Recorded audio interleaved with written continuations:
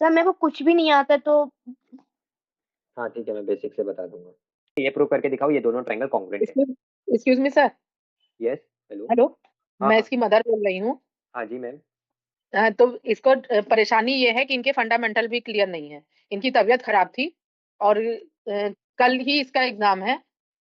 तो इनको ये जो 2 लेसन है ना, तो इनको बस इतना करवाइए, क्योंकि ये बहुत ज्यादा अपसेट हो गए, सीरियस भी हो गए हैं उसमें कि फेल हो जाएंगे। तो इतना है कि इनके फंडामेंटल क्लियर करके इतना करवा दीजिए कि ये पास आउट हो जाए कल। ठीक है मैं करवा दूंगा। मतलब इनके जो ट्रायंगल और वाला है वो दोनों लेसन जी वो जी ठीक करवा। लगे। ठीक है यस आप सर। है ना पुलकित, आप मेरे को बताते रहना जो चीज समझ में नहीं आया तो नहीं आया, ठीक है। Yes sir. इसका चैप्टर का पहले बेसिक समझा दूं आपको। Yes sir. ठीक है, आप बोलते मेरे को, मेरे को लगा एक्सरसाइज भेजा तो एक्सरसाइज सॉल्व कर दिया, ठीक है। पहले बेसिक से बात कर लेते हैं। अब ये है ट्राइंगल चैप्टर, तो सीधा सा बात है ट्राइंगल्स के साथ ही हम डील करेंगे, सही है। तो ये है ट्राइंगल, यस ठीक है। अब इस ट्राइंगल में आपको क्या बोला, हम यहाँ पे जो ये नाइन्थ का जो ट्राइंगल है इसमें हम किसकी बात करेंगे, कॉन्ग्रुएंसी की, ठीक है। कॉन्ग्रुएंसी की। अब इस कॉन्ग्रुएंसी का मतलब क्या होता है, कॉन्ग्रुएंसी का मतलब होता है कि इक्वल दिखाना कोई भी फिगर को। ट्राइंगल्स बोल के नहीं है, मैं सिर्फ कॉन्ग्रुएंसी की बात कर रहा हूँ, ठीक है। कोई भी फिगर हो, जैसे मेरे पास दो स्क्वायर है और दोनों स्क्वायर एकदम डिटो सेम है, सेम साइज का है, सेम हाइट का है, सेम साइज और सेम शेप है, तो ऐसे दो फिगर्स को क्या बोला जाता है, कॉन्ग्रुएंट बोला जाता है। कॉन्ग्रुएंट मतलब इक्वल। ये चीज क्लियर है। Yes sir. ठीक है, आप बताते रहना, नहीं समझ आया तो भी आप बताना, ठीक है। वैसा कोई टेंशन नहीं है कि नहीं आया तो भी यस बोल दिया, कोई बात नहीं है। नहीं आया तो मैं ट्राई करूंगा और अच्छे से एक्सप्लेन कर दूं, ठीक है। तो यस अब सर। कॉन्ग्रुएंसी का मतलब हो गया कि इक्वल करना। अब ट्राइंगल्स है तो स्क्वायर तो आएगा नहीं, अब ट्राइंगल्स ही आएगा। अब ट्राइंगल्स में आपको क्या, आपको बोला जाएगा कि दो ट्राइंगल दे देगा और बोलेगा इन दोनों ट्राइंगल को कॉन्ग्रुएंट करो, मतलब इक्वल प्रूव करो, मतलब एकदम डिटो सेम है ये दोनों, ठीक है। अब कैसे इक्वल प्रूव करें, तो इक्वल प्रूव करने के लिए कुछ कंडीशन होता है, ठीक है। अगर दो ट्राइंगल आपको दे दे और बोले कि इन दोनों ट्राइंगल को कॉन्ग्रुएंट करो, मतलब इक्वल करो, तब कुछ कंडीशन होता है। कंडीशन क्या है आपका, पहला कंडीशन होगा कि इसका ये आप बताओ। पहला कंडीशन है एस एस एस, जिसको बोला जाता है साइड, साइड एंड साइड। कौन से दो चैप्टर आ रहे हैं आपके, ट्राइंगल्स और ट्राई वो लाइंस वाले। Lines and lines angles. रहेंगे। लाइन्स एंड एंगल्स कंप्लीट हो गया आपका। नहीं सर। ओ, ठीक है। तो लाइन्स एंड एंगल्स आपका पेंडिंग है, तो लाइन्स एंड एंगल्स का भी जरूरत पड़ेगा यहाँ पे ट्राइंगल चैप्टर में, ठीक है। मैं बताते हुए जाऊंगा तो लाइन्स एंड एंगल्स भी हो जाएगा साथ ही साथ। अब यहाँ पे आप देखो एस एस एस क्राइटेरिया है। एस एस एस क्राइटेरिया का मतलब क्या है, साइड साइड साइड, ठीक है। ये कब काम आएगा, अब देखिए आप दोनों ट्राइंगल को कॉन्ग्रुएंट प्रूव करने के लिए क्या होगा।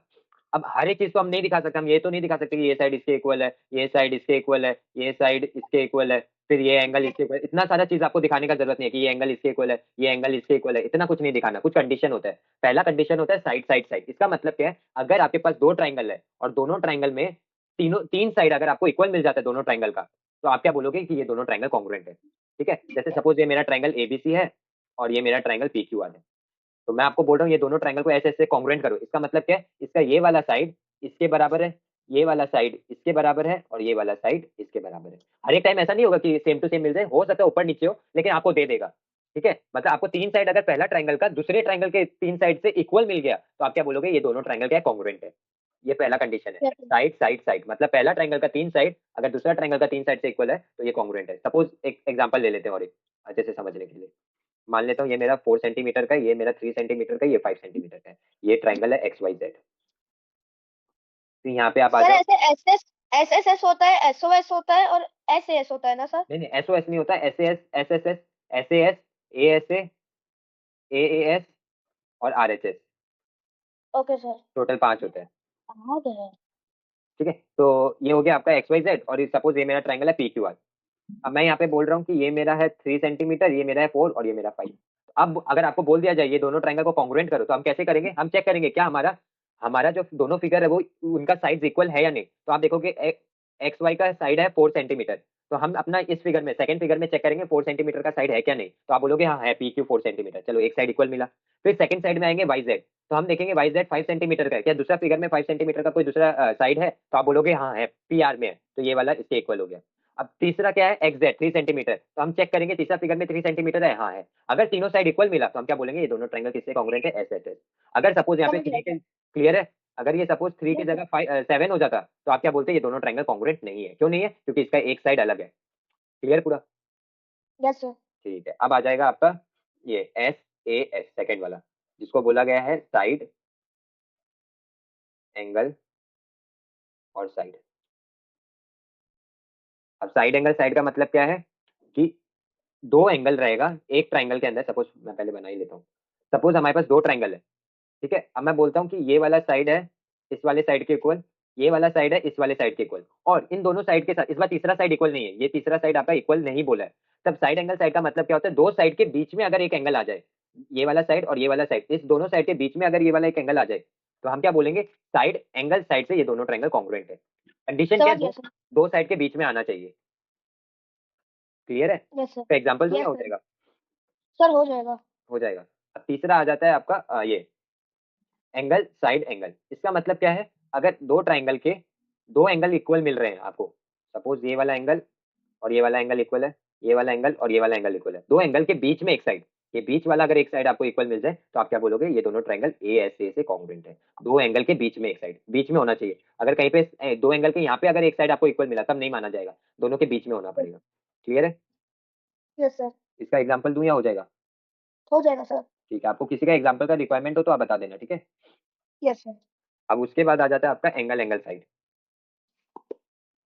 अब कुछ फिगर ऐसा भी होगा जहाँ पे दो एंगल के साइड में एक साइड आ जाएगा, जैसे ये एंगल और ये एंगल दोनों ट्राइंगल का इक्वल हुआ और ये वाला साइड तीसरे साइड के साथ इक्वल हो गया, तब हम क्या बोलेंगे, एंगल एंगल साइड से क्या हुआ, ये दो ट्राइंगल, सपोज यहाँ पे भी एक ट्राइंगल बना देता हूँ, ये वाला ट्राइंगल, ये और यहाँ पे मान लेते हैं यही अगर एक साइड हो जाता है, हो सकता है ऊपर नीचे हो, तो आप देखोगे यहाँ पे भी दो एंगल के बाद में एक साइड आ रहा है, बीच में नहीं आ रहा, तो हम क्या बोलेंगे, ये दोनों ट्राइंगल क्या है, कॉन्ग्रुएंट है।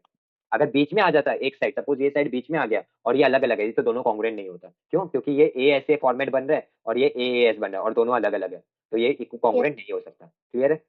और लास्ट है आपका are H S, right angle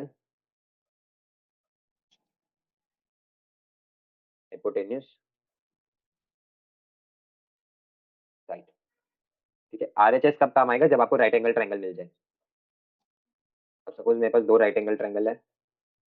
अब दो राइट एंगल ट्राइंगल में सपोज ये वाला एंगल और ये वाला एंगल जो है, सॉरी राइट एंगल 90 90 हो गया, तो अगर दोनों ट्राइंगल 90 डिग्री का है तो राइट एंगल हुआ, और उसमें अगर हाइपोटेन्यूज भी इक्वल दे दिया जाए कि ये वाला side A C A B C और यहाँ पे दे देते हैं पी क्यू आर, तो अगर आपको ये भी बोल दिया जाए कि बी और क्यू 90 डिग्री है और ए सी और पी आर इक्वल है, और साथ ही में कोई एक साइड या तो ये या तो ये दोनों में से कोई एक साइड भी अगर आपको इक्वल दे दे, सपोज ये वाला साइड इसके इक्वल है, तो आप क्या बोलोगे कि ये दोनों ट्राइंगल किससे कॉन्ग्रुएंट हुआ, right angle hypotenuse side. Condition ये है, राइट एंगल अगर फॉर्म हो रहा है और हाइपोटेन्यूज अगर आपको इक्वल नहीं मिला तब ये आप यूज नहीं कर सकते। बोलने का मतलब क्या है, सपोज दो ट्राइंगल है, दोनों ट्राइंगल में ये साइड और ये 90 डिग्री इक्वल बता दिया और इसके बारे में कुछ भी नहीं बोला हाइपोटेन्यूज के, तो आप यहाँ पे आरएचएस यूज नहीं कर सकते, भले ये 90 डिग्री का एंगल ही क्यों ना हो।